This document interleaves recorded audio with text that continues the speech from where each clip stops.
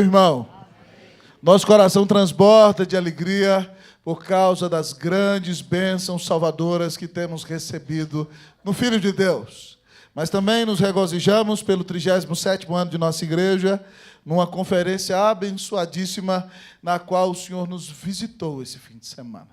Quem participou todos os dias, de fato, foi tocado, quebrantado, remexido e desafiado a um novo momento, uma nova realidade, uma nova consagração na presença do Senhor. E nós já vamos terminar, então, as mensagens da conferência missionária de adoração e missões de aniversário da EPG2.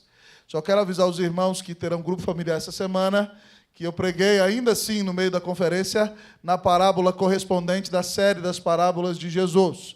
Foi na parábola dos talentos, e nós pregamos sobre como ser um missionário abençoado. Então você pode entrar no site, ouvir a mensagem antes da sua reunião de grupo familiar. Amanhã a equipe das perguntas já fará as perguntas e pastor Camargo vai dirigir a reunião dos líderes para o reinício dos grupos familiares essa semana.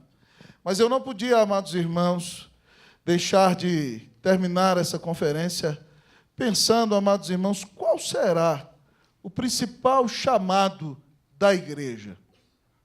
É impressionante se você analisa a história. Sempre quando o cristianismo chega a um lugar, ele traz restauração. Eu não sei se você sabe, mas a primeira escola pública que surgiu num país protestante. A época da Reforma, na Escócia.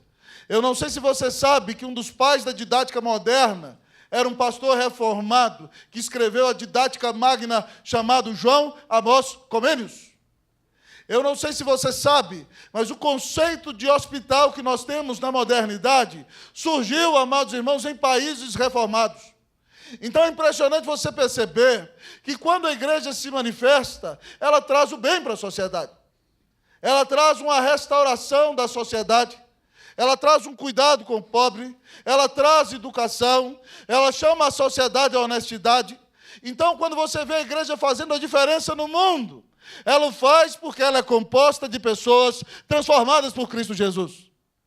Mas no meio de todas as responsabilidades que a igreja tem, como ajudar o necessitado, como melhorar a educação, como ser instrumento para cuidar do ser humano, como ser uma voz profética na sociedade que confronta as autoridades que andam longe de Deus e contrária à sua palavra.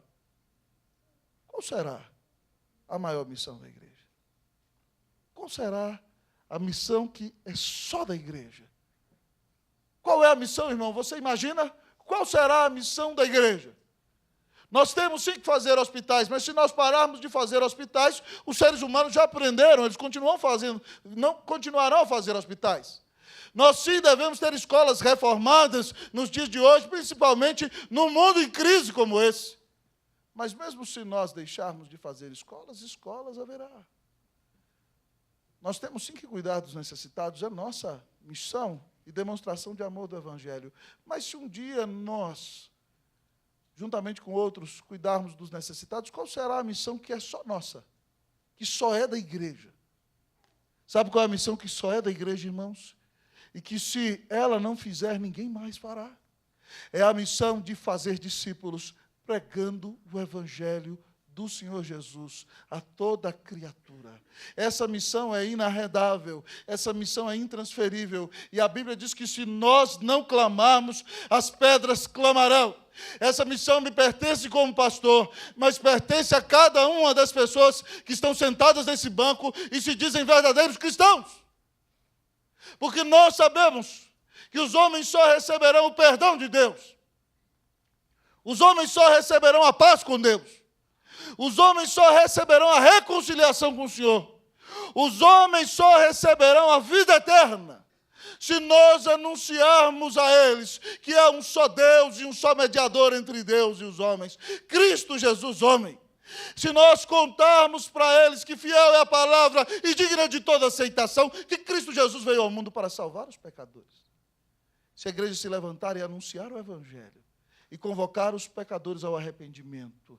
Eles serão convertidos, suas famílias serão restauradas, sua vida será mudada e a sociedade será transformada com a transformação do coração do ser humano. Então, amados irmãos, a grande missão, o texto chama de a grande comissão, e o tema da minha mensagem é a mega missão. A mega missão é nossa, de fazer discípulos, de pregar o Evangelho, de ser uma bênção no mundo no qual o Senhor Jesus nos inseriu. E a mensagem, então, é fundamentada em Mateus 28, 18 a 20. Eu comecei a introdução antes da leitura hoje.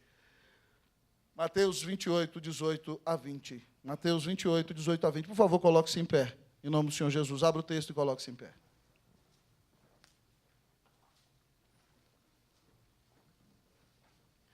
Mateus 28, 18 a 20. Vamos ler, amados irmãos, todos juntos, numa só voz. Assim diz a palavra do Senhor. Jesus, aproximando-se, falou-lhes, dizendo: toda autoridade me foi dada no céu e na terra. Ide, portanto, fazei discípulos de todas as nações, batizando-os em nome do Pai, e do Filho e do Espírito Santo, ensinando-os a guardar todas as coisas que vos tenho ordenado. E eis que estou convosco todos os dias, até a consumação. Louvado seja o Senhor. Senhor, fala a nossa alma. Vem nos visitar com o poder do Espírito Santo, Senhor, como o Senhor fez em todos esses dias. Ó Deus, que final de semana abençoado. Começamos na quinta, ó Deus, e o Senhor tem nos visitado. Então, Senhor, vem agora exaltar a Cristo no final desta conferência, Pai, em nome de Jesus. Antes de sentarmos à tua mesa, mostra para nós, Senhor, que cremos no Senhor, o que o Senhor requer de nós. Ó Senhor, fala a nossa alma, impulsiona-nos, ó Deus, para representar o Senhor Jesus nesse mundo e ser uma bênção no tempo que o Senhor nos colocou. Nós oramos, nós rogamos, nós te pedimos em nome de Jesus. Amém. Assentai-vos, irmãos. O texto nos fala, amados irmãos, sobre a mega missão. Mega, amados irmãos, é grande no grego. E é uma palavra bonita, por isso que eu quis dar esse tema. A mega missão, a maior de todas as missões. O texto nos diz nesta noite, amados irmãos, que a mega missão tem os melhores pressupostos. A mega missão tem os melhores pressupostos. Repita comigo aí, vamos lá? A mega missão tem os melhores pressupostos. Versículo 18, se você olhar, o texto vai dizer o seguinte. Vamos ler comigo, versículo 18. Jesus, aproximando-se, vamos lá, falou-lhes dizendo: toda autoridade me foi dada no céu e na terra. Primeiro pressuposto, Paulão, é que Jesus se aproximou. Ele podia ter ficado, como diz o hino, longe lá no céu, sem se importar comigo. Mas a Bíblia diz que o Verbo se fez carne e habitou entre nós, cheio de graça e de verdade. E nós vimos a sua glória, glória como do unigênito do Pai. Deus se fez homem sem deixar de ser Deus. Deus se vestiu de pele humana. Deus tabernaculou conosco, Deus habitou o nosso mundo, Deus caminhou nas nossas estradas poeirentas, Deus sentou-se em nossas mesas, Deus comeu nossa comida, Deus falou algumas de nossas línguas, Deus curou os nossos cegos, Deus abriu os ouvidos dos nossos surdos, Deus fez com que nossos coxos andassem, Deus ressuscitou mortos. E Ele mesmo, querido amigo, vai à cruz e dá a vida no Calvário, no seu lugar e no meu. Isaías diz que o castigo que nos traz a paz estava sobre ele, e pelas suas pisaduras nós fomos sarados. Deus não ficou distante, Deus veio, Deus se aproximou, Deus se envolveu, Deus se encarnou em Jesus, sem pecado, deu a vida na cruz para nos salvar. E a Bíblia diz que todo aquele que nele crê será salvo. João nos diz, no capítulo 1, versículo 11 e 12, ele veio para os seus, os judeus, mas eles não quiseram saber dele, mas os seus não receberam. Mas a todos quantos o receberam, deu-lhes o poder de serem feitos filhos de Deus, a saber, os que creem no seu nome. Jesus se aproximou, e se você crê que ele é o Filho de Deus, a Bíblia diz que os seus pecados são perdoados. A Bíblia diz que você é lavado, a Bíblia diz que você está reconciliado com o Senhor. É por isso que João diz, no versículo mais conhecido da Bíblia, que Deus amou ao mundo de tal maneira, que deu o seu Filho unigênito, para que todo aquele que nele crê não pereça, mas tenha vida eterna. Se você crê em Jesus, os seus pecados serão perdoados, você será transformado, você não será jogado no inferno, você terá comunhão com Deus hoje, e você tem um lugar garantido nos céus. Aleluia! Nós fazemos missões, Porque nós temos os melhores pressupostos, e o melhor deles é que Jesus se aproximou. É por isso que, ressurreto, ele se aproxima dos discípulos depois da sua morte, da sua ressurreição. Mas nós temos os melhores pressupostos. Jesus não só se aproximou, Jesus falou. Olha aí o que diz o texto. Tendo ele se aproximado, o que diz Jesus aproximando-se, falou-lhes, dizendo. Jesus falou e disse, como a gente fala lá em Minas Gerais, né, velho? Falou e disse. Jesus falou conosco, irmãos, isso é maravilhoso. Jesus não foi só um mero holograma que você viu, né? Como o reverendo Augusto falou muito bem aí, desse tal de Pokémon Go, não é verdade? Não era nada disso. Jesus não era só um espírito, o verbo se fez carne. Mas ele, amado irmão, não só se manifestou, ele falou com você. Ele declarou o amor dele por você. Nós, presbiterianos, cremos, amados irmãos, que Deus se revela a nós através de uma verdade proposicional. Eita, pastor, que palavrão é esse? Não, irmão, não é palavrão, não. Nós acreditamos que Deus fala. E Deus fala nesse livro, que são as Santas Escrituras. E Jesus veio e falou, irmãos, isso é maravilhoso demais. Você acredita que Deus fala com você na sua própria língua? Jesus se revelou aos apóstolos. Há um texto na Bíblia que fala muito disso, é muito bonito, Hebreus 1, 1 e 2. Ele diz assim, havendo Deus outrora falado muitas vezes, de muitas maneiras, aos pais pelos profetas, nesse último tempo nos falou pelo Filho, a quem constituiu o herdeiro de todas as coisas. Então, meu irmão, toda vez que você vê a igreja e ouve uma mensagem, quem está falando com você é o Filho. O Novo Testamento é o Novo Testamento do Filho, mas o Antigo também. Quem se revela a você hoje, quem fala com você é o Filho Jesus, que morreu na cruz por você. Irmão, isso é maravilhoso demais. Nós temos os melhores pressupostos. Jesus veio ao nosso encontro, ele tocou o nosso coração, ele converteu você, ele deu a vida na cruz por nós, mas ele não nos deixou à deriva no mar da existência. Ele se revela a nós. Ele fala conosco, ele se revela a nós no seu santo livro. Irmão, isso é maravilhoso demais. Eu não sei, irmão, se você tem ideia do que é ter esse livro poderoso nas suas mãos, mas esse livro que você tem aqui é a palavra que diz assim, ó, haja luz, e a luz veio a existir. Essa palavra aqui, que muda os corações.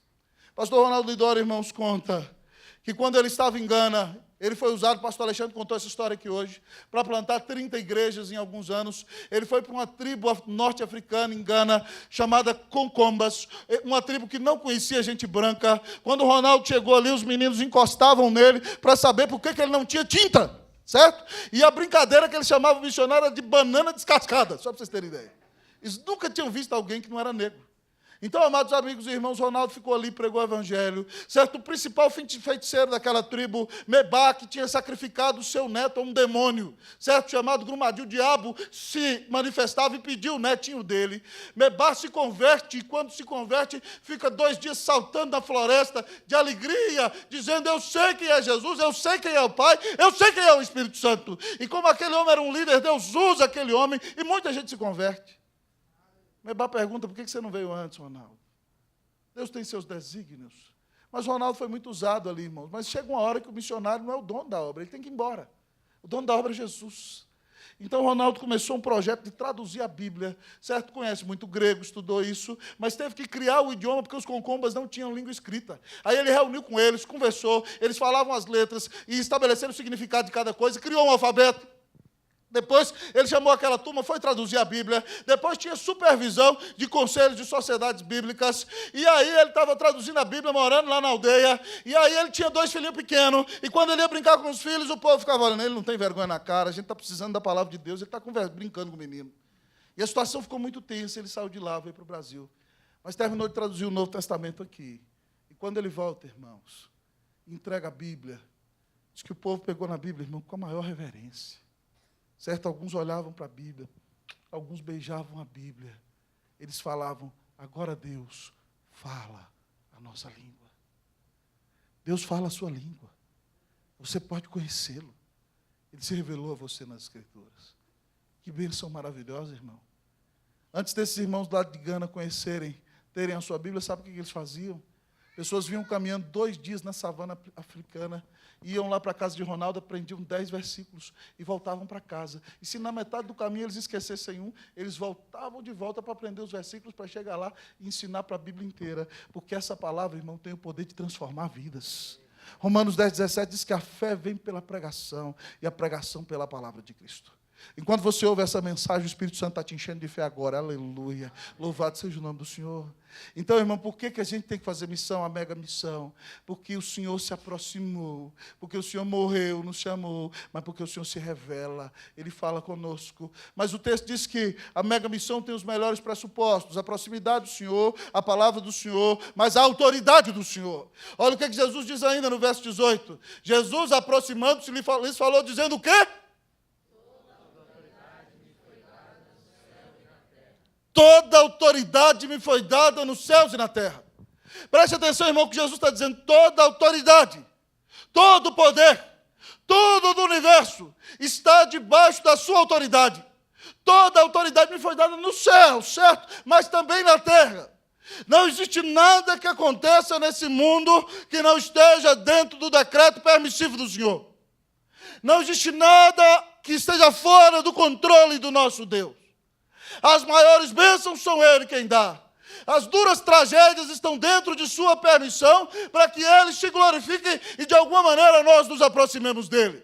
Mas a grande verdade, amados irmãos, é que exatamente toda a autoridade foi dada a Jesus nos céus e na terra. Ele domina sobre tudo.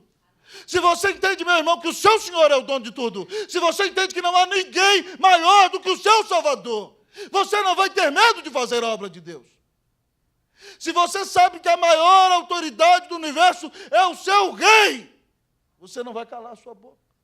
Impérios se levantaram, irmãos, contra a Bíblia, contra a palavra, e eles caíram. Juliano, o apóstata, imperador romano do século III, depois que o cristianismo já tomou quase todo o Império Romano, ele então vem ao trono. Depois daquela época, lá no século III, ele diz: eu vou restabelecer o paganismo. E ele então começa a perseguir os cristãos. Mas Celso, que é filósofo naqueles dias, diz o seguinte: essa praga desses nazarenos ateus é um negócio terrível, porque a gente não acredita nas besteiras que eles falam, mas quando eles saem para a rua, eles cuidam dos sofridos, dos perseguidos, dos necessitados deles, mas eles também são amorosos e cuidam dos nossos. E Juliano se levanta numa grande perseguição, e a última grande perseguição daquela época do primeiro século mata milhares de cristãos. Irmãos, cristãos são amarrados em postes na cidade de Roma, era assim, e colocavam neles parafina, e eles queimavam a noite inteira. Cristãos eram jogados na arena, e eram comidos por leões esfaimados. Cristãos, amados irmãos, eram assassinados por gladiadores.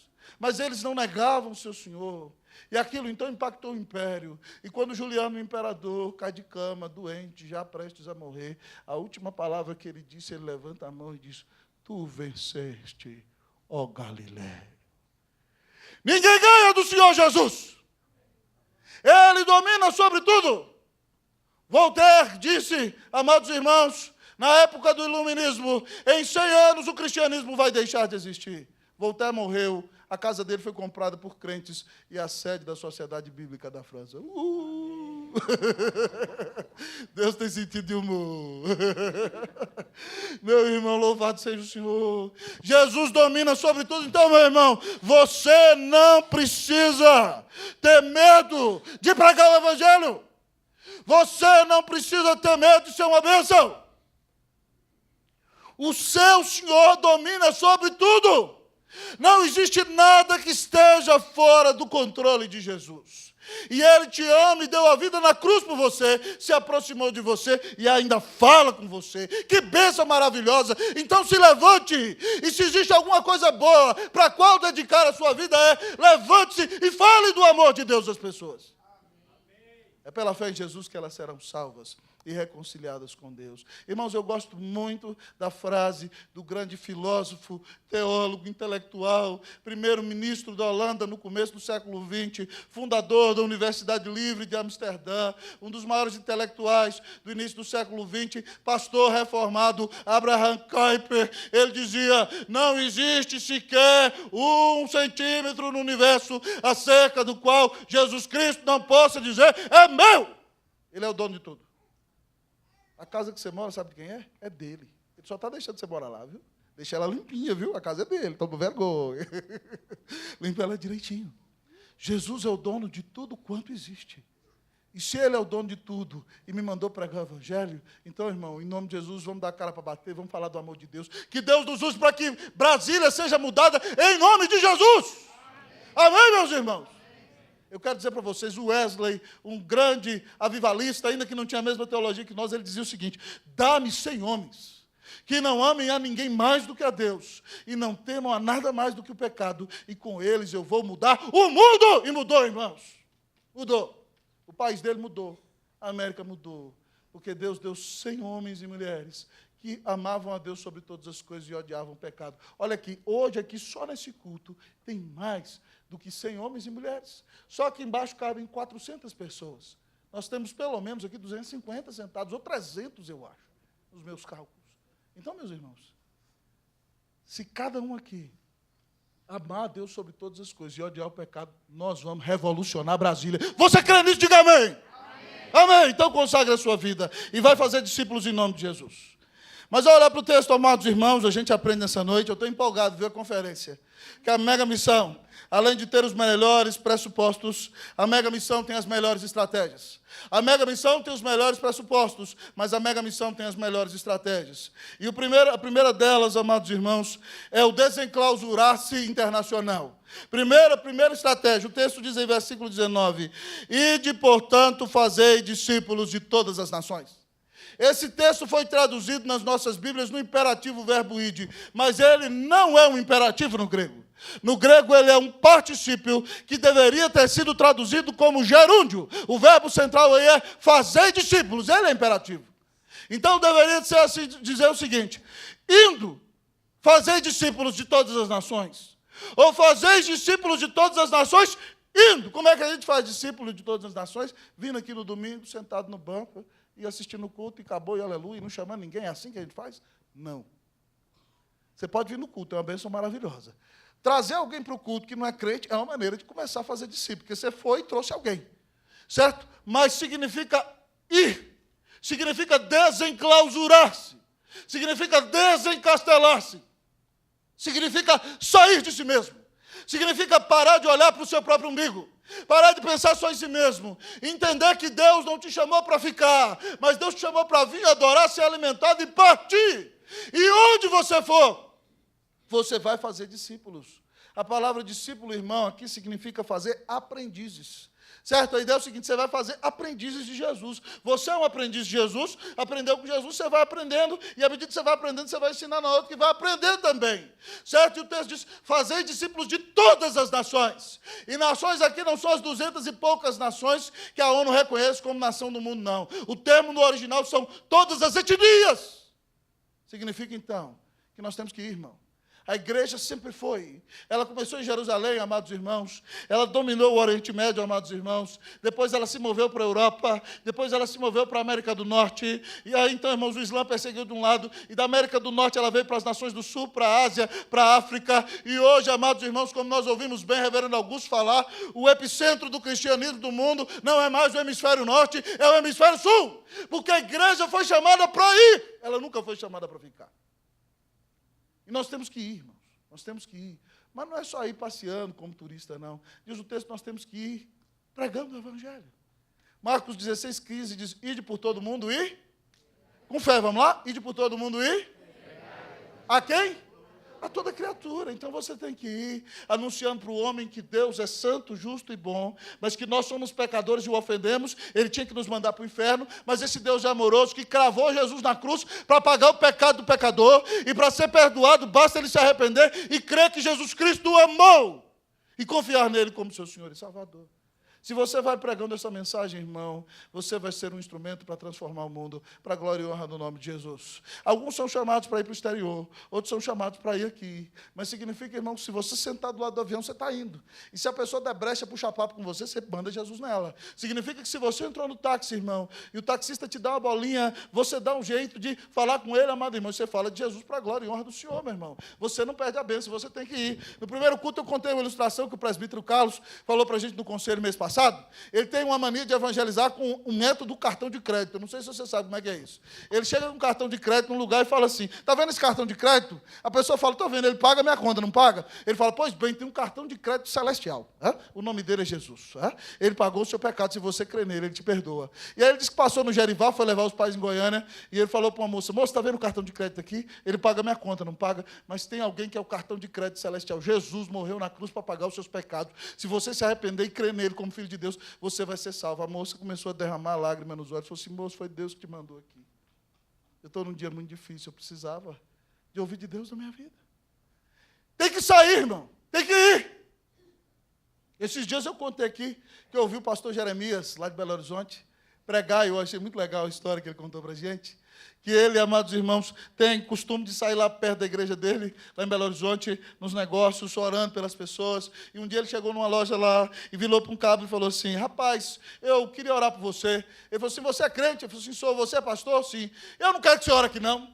Porque crente tem mania de orar, daqui a pouco chega aqui e está pedindo empréstimo, está pedindo para pagar a prazo, para pagar um monte de coisa. Sai daqui, eu não quero que você ore aqui, não quero sua bênção, não. Aí o pastor virou para ele, tá bom, como é seu nome? Aí vamos pensar assim, ele falou, José. Aí o pastor virou para ele, que o Senhor te abençoe e te guarde, que o Senhor te abençoe, José, que o Senhor te abençoe sua mulher, abençoe seus filhos, abençoe seu negócio, abençoe sua casa. Abençoou o cara sem ele querer ser abençoado. O cara falou assim, quem é o senhor? O senhor é o pastor Jeremias? Ele falou assim, sou. Ele falou assim, está certo, está explicado. Minha mulher está lá na igreja, o senhor só fala do senhor, eu morro de ciúme, nunca vi um trem desse. Essa mulher só fala sempre do senhor. Ele falou assim, pois é, eu sei que é sua mulher, ela senta ali no lado direito, e você devia tomar vergonha na cara, porque ela fica tristinha lá na igreja sem você, rapaz. Vai para a igreja no domingo. E disse que domingo o cabra foi, e nunca mais saiu da igreja. A gente tem que sair, irmão. Irmão, ele falou no congresso, eu tomei estratégia. Eu antes falava assim para todo mundo, Deus te abençoe, Deus te abençoe, Deus te abençoe. Mas ele falou, irmão, se você fala Deus te abençoe, o budista vai achar que é Buda, o macumbeiro vai achar que é os espíritos dele, o outro vai achar que é o quê? Então não fala Deus te abençoe, fala Jesus te abençoe. Eu agora não posso ver um incrédulo. Fala Jesus te abençoe, Jesus te abençoe, Jesus te abençoe, Jesus te abençoe. Meu irmão, você tem uma bênção. Sai abençoando. Vai ver, a bênção pega em alguém, essa pessoa vai crer em Jesus para a glória e honra do Senhor. Amém, meu irmão? Diga para o mundo inteiro que Jesus te abençoe, que Ele abençoe as pessoas com a salvação. Diga para o seu irmão, Jesus te abençoe, abençoe. Vamos lá. Jesus te abençoe, Jesus te abençoe. Para o outro do outro lado, Jesus te abençoe. Jesus te abençoe, aleluia. Glória a Deus. Que Jesus te abençoe, irmão, em nome de Jesus. Mas tem a melhor estratégia, amados irmãos, que é o desenclausurar-se internacional, mas tem a receptividade trinitária. O que é isso? Versículo diz aí para nós ainda, versículo 19. Ide, portanto, fazer discípulos de todas as nações, batizando-os em nome e batizando, irmão. Batismo, amado irmão, tem alguns significados. Mas batismo significa um selo, é o selo da nova aliança. Quando a gente casa, a gente bota um anel no dedo. Dentro desse anel aqui está escrito Cleusa, certo? E a data que a gente casou. E significa que eu sou dela. E não pode ser de mais ninguém. Pronto, acabou. Aliança significa que nós temos um compromisso. O batismo é isso. Quando você vem ser batizado, aquilo ali é a sua aliança. Significa, casei com Jesus. É isso que significa. Quem foi batizado, casou com Jesus. Agora o capetão perdeu. E o mundo também, já era. Casei com Jesus, já era. Agora é lapeta, não é nada de capeta mais. Jesus é seu esposo.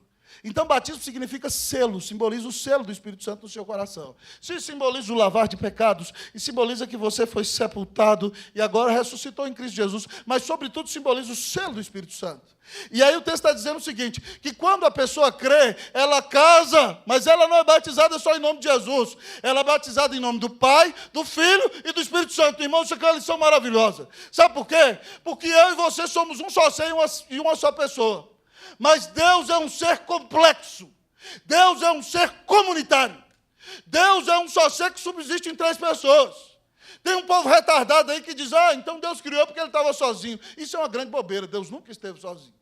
Deus sempre foi um único ser, mas que subsistiu em 3 pessoas. Então a ideia é o seguinte: tem uma palavra que os teólogos antigos dizem para falar de quem é Deus, se chama pericorese no grego, que significa dança. Significa que o Pai e o Filho viviam numa harmonia tão grande, tão perfeita, numa alegria tão maravilhosa, cheios de plenitude, de gozo, se rejubilando, de uma maneira que nós mais imaginamos, que eles resolveram: vamos criar para revelar a glória, e pá, criaram todas as coisas.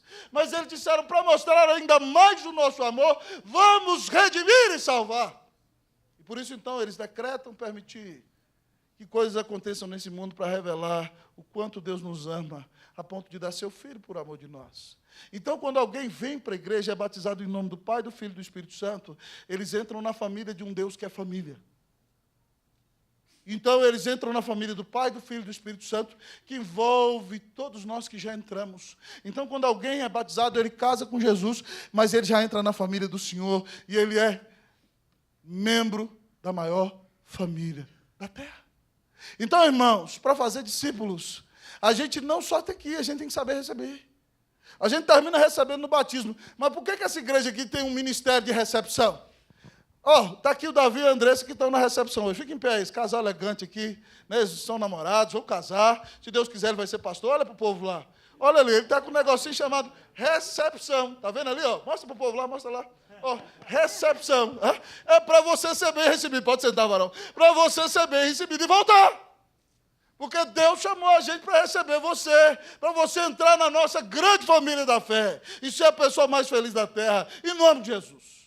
Então, irmão, estratégia boa, receptividade trinitária. Mas a última estratégia, irmão, é o ensino vivencial.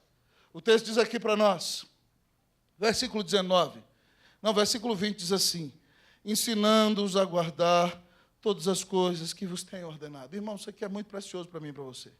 Sabe por quê? Preste bastante atenção aqui.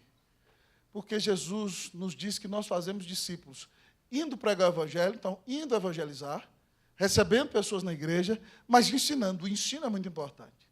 Mas não é o ensino para você ser um crente cabeção, não. Hoje o problema do povo de hoje é que o povo só quer ser crente cabeção. Eu não tenho nada contra estudar teologia, eu amo teologia, sou formado nesse negócio.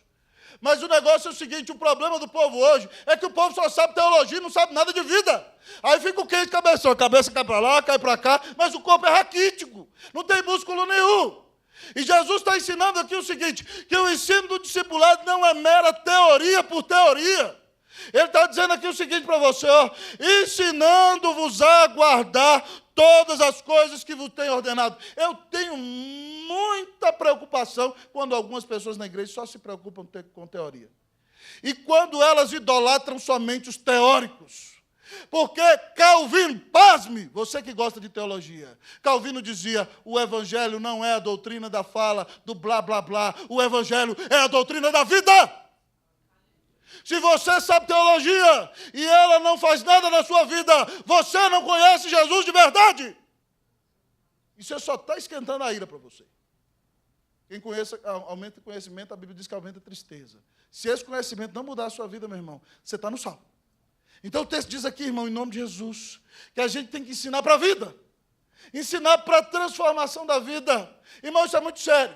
Quando nós começamos o seminário lá no Chile, o seminário presbiteriano que está indo bem, e nós já formamos uma geração de pastores lá, nós colocamos um lema no seminário do Chile. Sabe qual era? Mente erudita. Nós queríamos ter os pastores mais inteligentes, mas era assim, mente erudita, coração ardente.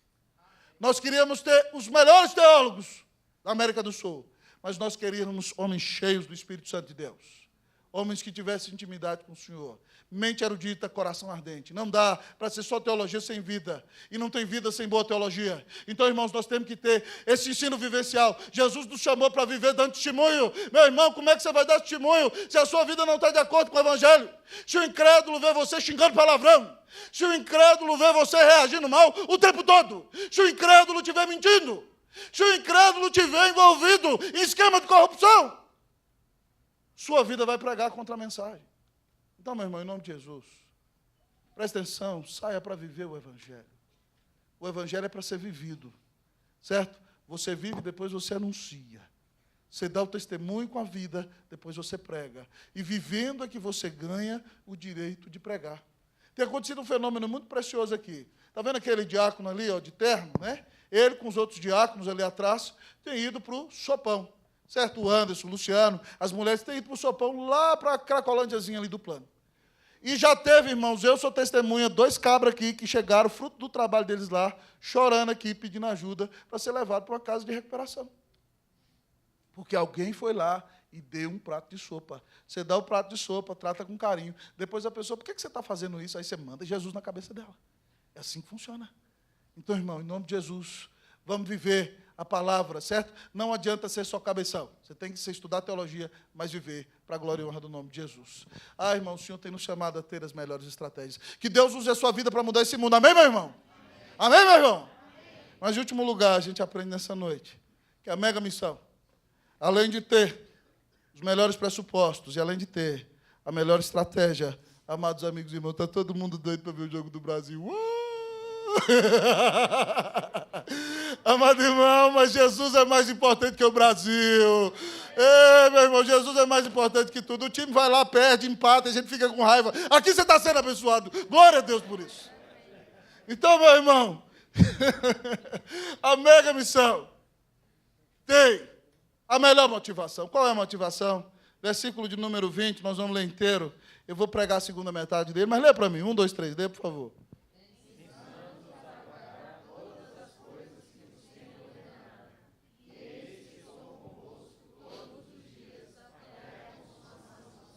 A melhor motivação, amados irmãos, é uma companhia especial. Quem está com a gente todo dia, irmão? Jesus, o Filho de Deus, o Rei da Glória, nos deu o seu Espírito Santo e diz que se nós cremos nele, fazemos a sua obra, ele diz que está conosco todos os dias. É uma presença especial. Mas a melhor motivação é uma presença ultra circunstancial. O que é que ele diz? Eis que estou convosco todos os... no dia bom e no dia mau. No dia que você passa no concursão da sua vida, aleluia! No dia que você é promovido no seu trabalho, em que você se torna um gerente regional, que coisa boa! Mas é no dia, amado irmão, em que você vai, infelizmente, ao médico, pega um exame, eu nunca desejo isso para ninguém, mas o exame diz que está enfrentando um câncer. Jesus está ali, irmão, no câncer, sabia disso? É no dia, irmão, em que você amava uma pessoa, e essa pessoa pisa na bola com você, trai a sua confiança, e você fica deprimido. Jesus está ali com você naquele dia, irmão. É no dia, irmão, em que alguém que você amava, com quem você conviveu, fez sonhos, projetos, de repente o Senhor chama aquela pessoa à glória. Jesus está com você ali, meu irmão. Jesus está com você no dia bom e no dia mau, irmão. Você precisa aprender que você pode ser uma bênção nesse mundo. Todos nós vamos passar por aflições, irmão. A Bíblia diz, o Senhor diz, essas coisas vos tenho dito para que tenhais paz em mim, no mundo passais por aflições, mas tem bom ânimo, eu venci o mundo. O Senhor está com você, irmão, no dia bom e no dia mau. Qual a motivação para fazer a obra? A presença de Jesus. Enche o coração de luz. Muito preciosa fica e também mais rica essa vida com Jesus. Aleluia. A presença de Jesus. Companhia especial, companhia ultra circunstancial, companhia proposital. Versículo diz, eis que estou convosco até a consumação dos... Haverá uma consumação de todos os tempos. Haverá um dia em que todas as promessas serão cumpridas. A Bíblia diz que aparecerá no céu o sinal do Filho do Homem, e todos os povos da terra se lamentarão e verão o Filho do Homem, vindo sobre as nuvens dos céus, com poder e grande glória, porque assim como o relâmpago que sai do Oriente e se mostra no Ocidente, assim há de ser a vinda do Filho do Homem, e todo olho verá. E nós nos regozijaremos. Ele tem um propósito na sua vida, na minha irmã.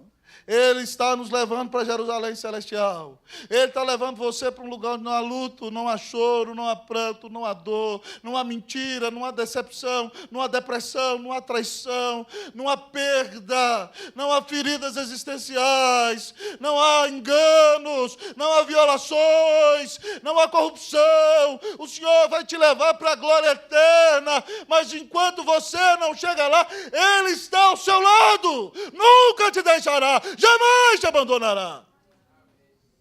Glória ao Senhor. Irmãos, quando menino, eu às vezes, morando no interior, ia em algumas repartições públicas, e eu fui na casa de tia Dora. Tia Dora era irmã da minha avó. Tia Dora já partiu. Minha avó é meio minha mãe, quem conhece sabe disso. Me deu minha primeira Bíblia, orou por mim, me levou a Cristo, ora por mim até hoje, com 89 anos, ela diz que 4 vezes por dia. Eu sou muito abençoado por isso. Mas, irmãos, eu fui lá na casa de Teadora, eu tinha uns 8 anos, e eu vi um quadro. Eu achei o quadro interessante. Eu estava lendo lá naquele quadro, eu menino com 8 anos, o quadro dizia assim, certo homem morreu e chegou no céu na presença do Senhor Jesus. E aí, então, ele olhou para trás e viu a sua vida como pegadas na areia. E ele disse que na vida dele havia sempre 2 pares de pegadas, mas nos momentos difíceis havia um só par. Então ele disse ao Senhor Jesus, quando eu olhei para trás, durante toda a minha vida, tu estiveste sempre ao meu lado. Eu sempre vi 2 pares de pegadas na areia, mas nos momentos mais difíceis, Senhor, só ficou um par de pegadas. Por que o Senhor me abandonou? O Senhor sorriu e olhou para ele, filho, é verdade, eu sempre andei ao seu lado. Mas nos momentos mais difíceis, eu não te abandonei, filho. Nos momentos mais difíceis, eu te carreguei no colo. O Senhor te carrega no colo, irmão. No dia da perda, no dia da frustração, no dia da dor, no dia da doença, Jesus está ao seu lado. É por isso que cristãos ficam em pé. Irmãos, eu já fiz vários funerais. E às vezes eu já vi pessoas perguntando, por que na casa de quem não tem Jesus o funeral é um desespero, é uma gritaria. Na casa do crente tem dor, tem choro. Mas o crente canta, louva, e você percebe a presença do Senhor. Por quê? Porque Jesus está presente. Estou olhando ali para a Júlia e para a Ângela, eu os amo demais. Né? Agora eles estão esperando outro bebê, glória a Deus. Mas algum tempo atrás o Senhor levou a filhinha deles. Foi difícil? Demais. Para eles e para nós. Muito duro, choramos muito. Mas eles estão ali, sabe por quê? Porque Jesus está na vida deles. Glória ao nome do Senhor, amém, meu irmão? Amém. Louvado seja o Salvador! O Senhor está presente na nossa vida. E agora o bebê vai vir para a glória e honra do nome do Senhor. Bênção pura, aleluia. Louvado seja o nome do Senhor. Jesus está conosco. Irmão, eu gosto demais daquele hino, a presença de Jesus. Vamos cantar o coro, vamos lá? A presença de Jesus enche o coração de luz. Muito preciosa fica e também mais rica essa vida com Jesus. Deus só tinha um filho e fez dele um missionário. Charles Stanley disse, se Jesus Cristo é Deus e Ele morreu por mim, não existe sacrifício grande demais que eu faça por Ele. Deus te deu uma só vida e está te dizendo, vem meu filho, coloque-se nas minhas mãos. Eu quero usar você para mudar a cidade, para mudar a sua rua, para mudar o Brasil, para mudar o mundo. O Senhor está perguntando hoje, a quem enviarei e quem há de ir por nós? Qual será a sua resposta? Então vem cá, eu quero orar por você que disse isso agora em nome de Jesus. Sai do seu lugar, vem aqui à frente antes da ceia, dizendo, Senhor, eu estou consagrando minha vida para ser usado para o Senhor. A equipe vai cantar como um farol que brilha à noite. Só o coro, rapidão, o horário está avançado.